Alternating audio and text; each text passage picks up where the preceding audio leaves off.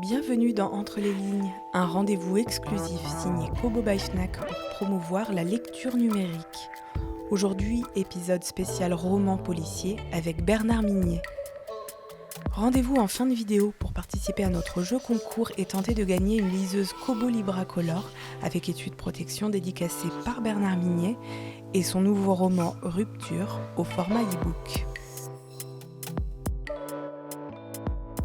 Bonjour, je suis Bernard Minier. Pour cet épisode de Entre les lignes, je vous parle de ma méthode d'écriture, de mon nouveau roman, et je vous donne rendez-vous à la fin de cette vidéo pour un petit concours. Entre les lignes, épisode 4, c'est parti!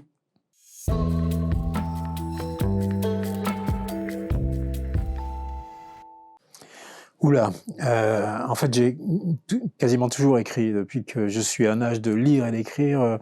J'écris des histoires. Alors d'abord c'était au stylo. Je l'ai passé à mes copains qui les lisaient, qui se les passaient entre eux ensuite. Après, on est passé à la machine à écrire et puis beaucoup plus tard est arrivé le traitement de texte parce que je viens d'une époque où il n'y avait pas d'ordinateur, il n'y avait pas de réseaux sociaux, il n'y avait pas d'internet, il n'y avait pas de téléphone portable, il y avait 2 chaînes de télévision et oui, ça existait. Donc j'ai toujours écrit, mais me suis décidé très tard à publier. Pour quelle raison? Sans doute parce que je doutais de moi et parce que j'ai rencontré les bonnes personnes qui m'ont convaincu de le faire.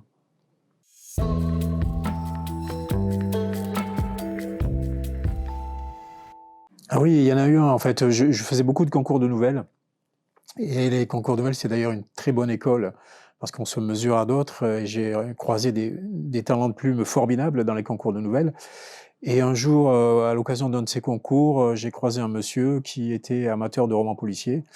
On a décidé d'écrire un roman policier à 2 mains, ou à 4 mains, comme vous voulez, et j'avais 60 pages qui dormaient dans un tiroir, qui étaient les 60 premières pages de Glacé.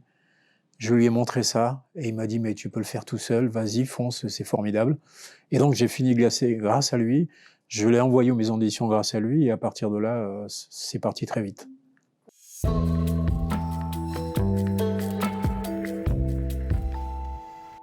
Alors maintenant, oui, maintenant j'ai à peu près un rythme de croisière. Je publie un livre par an, en moyenne. Et alors personne ne me dit de le faire, hein. C'est pas mon éditeur qui décide du timing même s'il est quand même très content que que je publie un livre par an. Et avec le métier, j'ai appris à savoir combien de temps ça me prenait. Il y a à peu près 3 mois de documentation, d'enquête parce que je fais un travail de journaliste. Je vais sur les lieux, j'interroge les personnes compétentes et cetera. Après, il y a à peu près 6 mois d'écriture proprement dite et c'est 7 jours sur 7, samedi, dimanche et fête. Et puis après, il y a les corrections, et ça part chez l'imprimeur, donc c'est environ 12 mois. En revanche, quand j'ai commencé pour Glacé, par exemple, il m'a fallu 2 ans et demi, mais j'avais un métier à côté. Pour le Cercle, j'avais plus un métier à côté, puisque mon éditeur, Bernard Fixot, m'avait proposé un avaloir qui me permettait de... Mais ça m'a pris quand même 18 mois, je crois, le Cercle, donc petit à petit, le rythme s'est resserré, parce que le métier rentre, parce que je me connais mieux aussi en tant qu'écrivain. Et donc, et puis aussi j'ai une discipline assez stricte. Je suis pas, j'attends pas que la muse descende du ciel, quoi. Voilà, tous les matins, je suis devant mon ordinateur. Elisabeth George appelait ça la colle à cul. C'est-à-dire on se met devant son écran et on travaille.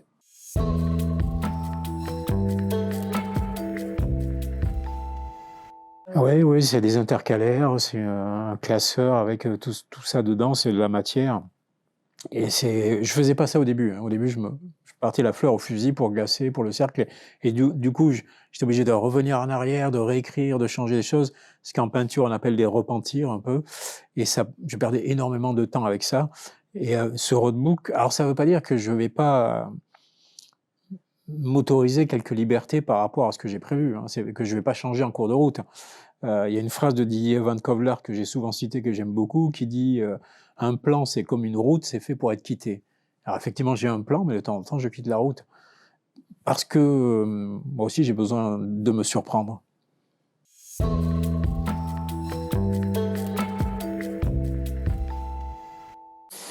Alors oui, j'ai une routine, effectivement, c'est pas un rituel, hein, parce que des fois on me parle de rituel, ça n'a rien de magique, c'est très organisé. Donc la routine, c'est qu'en fait, dès le petit déjeuner, pour me mettre dedans, je relis ce que j'ai fait la veille. Hemingway disait: «Il faut laisser de l'eau au fond du puits». Donc je reprends ce que j'ai fait la veille, je corrige et ça me met dans le mood, comme on dit aujourd'hui. Et puis ensuite, je suis à ma table de travail, chez moi, entouré de ma bibliothèque. Enfin, il y a des bibliothèques partout chez moi. De toute façon, toute la maison est en bureau, donc il y a des livres dans tous les coins, de mes livres, de mes dictionnaires, de ma bibliothèque, de mes repères. Je connais des auteurs formidables, hein, qui sont même pour certains des potes, qui sont capables d'écrire dans le train, dans l'avion, à l'hôtel. Moi, je suis incapable de faire ça. J'ai besoin d'être chez moi, dans ma tanière, avec mes dictionnaires, avec mes objets fétiches, etc., et dans le silence. Mais je fais des pauses, justement pour rafraîchir un peu, se rafraîchir mentalement. Donc c'est du silence, mais chaque pause, c'est un café et la musique à fond. Et puis ça dure 5 minutes et on repart. Voilà ma méthode.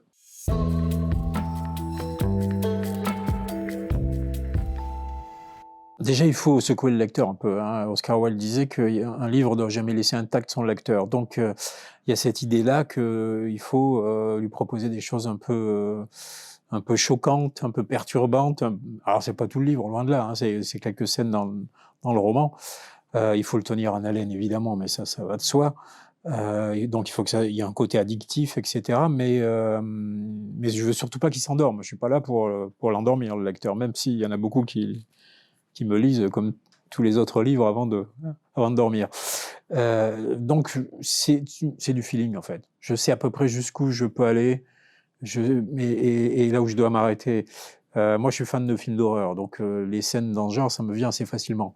Mais je sais que je peux pas leur proposer ce que je vois dans certains films d'horreur que moi personnellement j'adore, mais qui sont juste impossibles à regarder pour les gens qui n'ont pas les nerfs solides, quoi.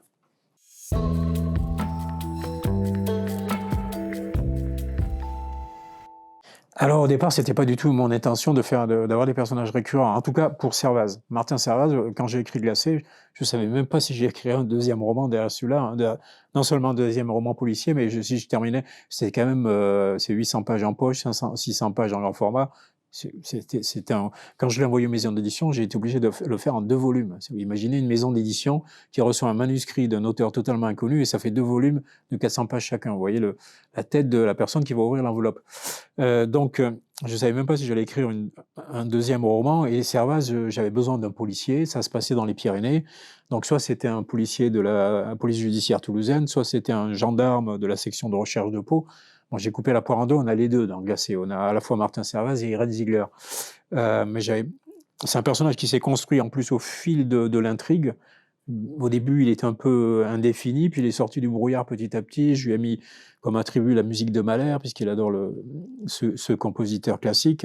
Je lui ai mis les citations latines, j'en ai fait quelqu'un d'un peu érudit, mais tout ça, c'est venu progressivement. Et à la fin de Glacé, je me suis dit, tiens, ce personnage, il est pas mal. Il a peut-être encore des choses à dire, je vais le garder quelque temps. Et je l'ai gardé tellement longtemps qu'il est encore là.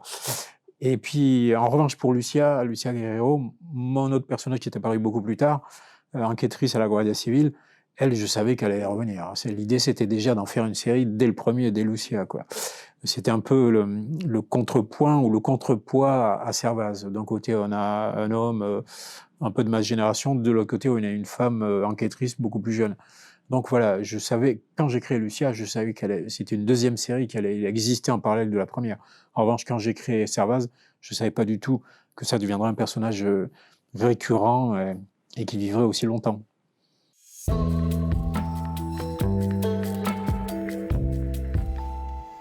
Vous en doutez, j'ai mis beaucoup plus de moi dans Servaz que dans Lucia, évidemment, parce que Servaz, c'est ma génération, ou presque. C'est quelqu'un qui lit beaucoup, comme moi. C'est quelqu'un qui a pas forcément toujours le même point de vue sur le monde que moi, mais globalement, c'est un peu moi qui parle à travers lui.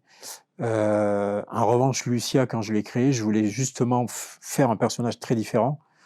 Donc une nouvelle génération, plus jeune, une femme, espagnole, alors que Servaz, il est français. Il y avait beaucoup de choses qui changeaient et qui sont quand même assez éloignées de ce que je suis. Donc, la solution que j'ai trouvée, c'est un modèle. Donc j'ai pris un modèle, j'ai pris une femme dans la quarantaine, qui a l'âge de Lucia, qui a le même caractère bien trempé, qui est espagnole, qui a des tatouages. Et je me suis inspiré j'ai un peu aspiré cette personne-là pour la mettre sur le papier, la transformer en Lucia. Après, c'est pas Lucien non plus. Il faut que l'imagination passe. Il faut toujours faire preuve d'imagination quand on est auteur. Mais elle a beaucoup de... Et surtout, c'est ma première lectrice. Donc, ça me permet aussi d'être sûr de pas raconter trop de bêtises sur mon personnage. Parce que ce personnage, effectivement, comme je l'ai dit, c'est pas moi du tout. Et je veux être sûr qu'elle est crédible, voilà, que quand on lit, quand on suit les enquêtes de Lucia, on y croit, quoi, à ce personnage.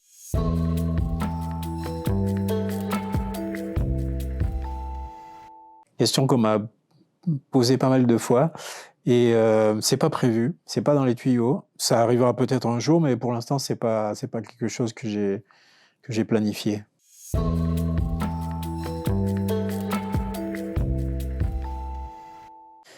Ben, en fait, ça se fait tout seul, ça. Il faut pas non plus penser... moi, quand j'écris, je pense ni au lecteur, ni à l'éditeur, surtout pas l'éditeur. Hein. Mais au lecteur non plus. Je l'ai souvent dit, je cuisine le plat que j'ai envie de manger, quoi. Je mets dans un roman, mon thriller, tous les ingrédients que moi, en tant que lecteur de thriller, j'ai envie de trouver dans ce genre de livre. Mais il se trouve que, je sais pas, il se trouve que il semblerait que j'ai réussi quelque chose, puisque mes lecteurs et mes lectrices sont très attachés à Servaz, ressentent beaucoup de choses pour Servaz, et donc finalement, ils ont une forme d'empathie ou de sympathie pour ce personnage-là, qui est dû évidemment forcément à tout ce que j'ai mis dans ce personnage. Mais quand je l'ai fait, je ne pensais pas à eux, ça s'est fait naturellement. Et tant mieux, s'ils sont attachés à ce personnage, ça prouve que j'ai réussi à le faire exister quelque part. Il est un peu sorti des pages, moi, quand je vais dans des festivals ou des salons. Tout le monde me parle de Martin Servaz. Tout le monde veut savoir s'il sera dans le prochain livre. Alors maintenant, ça commence à venir avec Lucia aussi. Et chacun a son Servaz. Chacun ou chacune a son Servaz, le voit différemment, tant physiquement que... C'est ça qui est extraordinaire. C'est qu'en fait, c'est pas un test de Rorschach, mais presque, quoi. C'est-à-dire, chacun, il met ce qu'il a envie d'y trouver dans Servaz. Ça, c'est génial.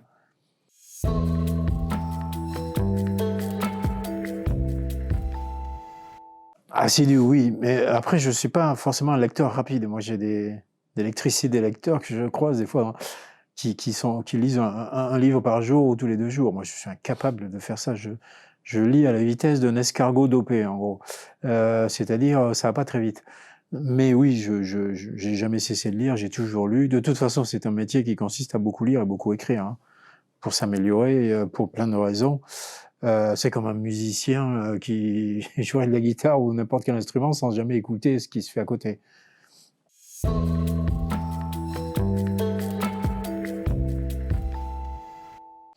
Je suis pas un lecteur numérique. Comme je l'ai dit, je suis un peu comme Martin Servaz, mon personnage. De ce point de vue-là, je suis un peu technophobe, donc pas trop m'en demander.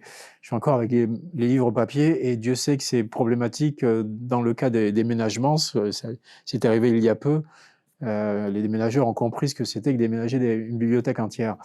Mais je trouve que tous les vecteurs de lecture, pour moi, sont bons à prendre. Tout ce qui peut inciter les gens à lire, les inviter à lire, les encourager à lire, est bon à prendre, que ce soit le livre audio, la lecture numérique, le livre papier, peu importe le médium, peu importe le vecteur, pour moi, c'est le même exercice.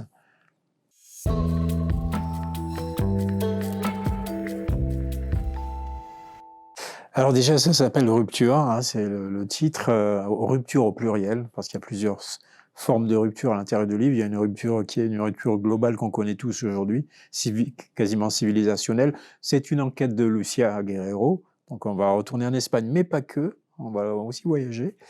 Et sans le pitcher, l'un des personnages principaux, disons principal adversaire de Lucia dans cet opus, c'est quelqu'un qui envoie des fusées récupérables dans l'espace, qui inonde le monde de voitures électriques qui s'appelle Volta, qui est les orbites basses de satellites qui s'appellent Star Hub. Bon, ça vous fait sans doute penser à quelqu'un, c'est normal.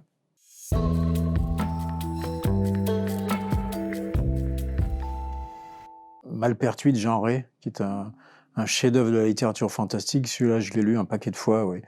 Vie minuscule de Pierre Michon, mais on va peut-être en reparler. Je l'ai lu aussi, c'est un texte merveilleux, d'une beauté incroyable.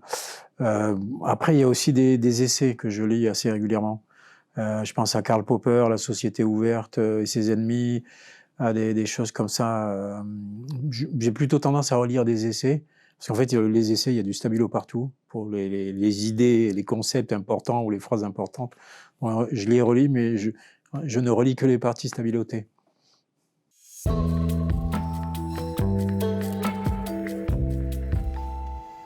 Waouh, il y en a. Alors, je suis pas quelqu'un de très impressionnable, donc déjà, pour écrire Un œil dans la nuit, j'ai regardé 200 films d'horreur à peu près en 6 mois, autour de minuit en général, donc autant vous dire que pour m'impressionner, il faut en faire beaucoup quand même. Mais il y a un bouquin qui m'a vraiment effrayé, c'est celui de Bret Easton Ellis, American Psycho, qui est vraiment terrifiant, parce que là, c'est tout au présent, c'est un narrateur et c'est un psychopathe qui décrit ce qu'il fait à ses victimes, dans le moindre détail, et c'est d'une froideur absolue. Je veux dire, il y a aucun état d'âme, il n'y a aucun sentiment, c'est glacial. Ça, ouais, American Psycho, quand je l'ai lu, Bret Easton Ellis n'était pas aussi connu qu'aujourd'hui, je me suis dit, mais quel est le cinglé qui a écrit ce truc-là, quoi.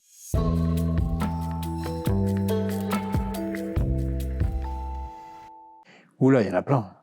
Ah oui, bon, déjà, Ariol de Joe Nesbo. Moi, je trouve que Nesbo, aujourd'hui, c'est un des plus grands auteurs de thrillers vivants. C'est incroyablement riche. Alors, c'est tout le contraire du polar déshydraté pour lecteurs paresseux et pressés, hein. Ça déborde de partout, il y a plein de choses dedans. Et son personnage de Ariol, qui au départ est un cliché absolu, c'est-à-dire le flic alcoolique, borderline, enfin tout. Mais il a poussé les curseurs tellement loin, il le réinvente sans arrêt son personnage, c'est un personnage fabuleux. Mais il y en a d'autres. Évidemment, j'aurais aimé inventer Sherlock Holmes. Hein, qui n'aurait pas aimé avoir inventé Sherlock Holmes, qui est quand même très très inspiré de Dupin, l'enquêteur d'Edgar Allan Poe. On est à la limite du plagiat, hein, parce que toutes les caractéristiques de Sherlock Holmes sont déjà chez Dupin. Et puis Hannibal Lecter, évidemment. Dans le genre grand méchant, Dracula, Hannibal Lecter, je prends, quoi. Enfin, il y en a plein.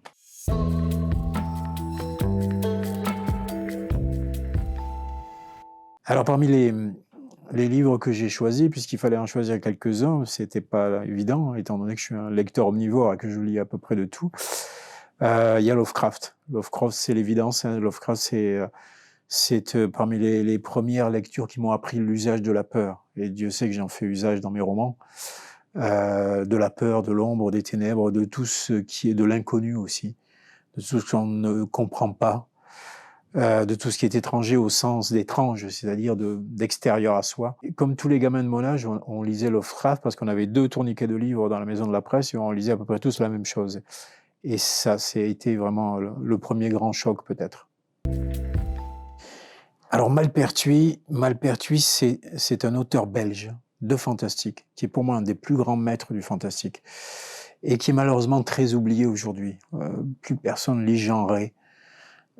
Jean Ray, c'est les contes noirs du Golfe, c'est les contes du whisky, et c'est ce chef-d'œuvre absolu qui est Malpertuis. Moi, je le place dans les 10 plus grandes œuvres fantastiques de tous les temps. C'est à la fois une atmosphère incroyable, ça se passe dans une ville, ce qu'on appelle une ville hanséatique, c'est-à-dire un de ces ports de la côte belge ou hollandaise de l'époque. Ce sont les anciens dieux qui continuent à survivre dans une sorte de maison, une demeure qui s'appelle Malpertuis.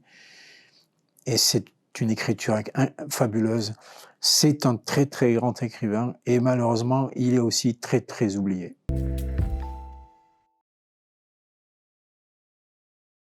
Pour finir, je vous propose un petit jeu concours. Il s'agit de rédiger un paragraphe, une dizaine de lignes environ, à partir de la phrase suivante.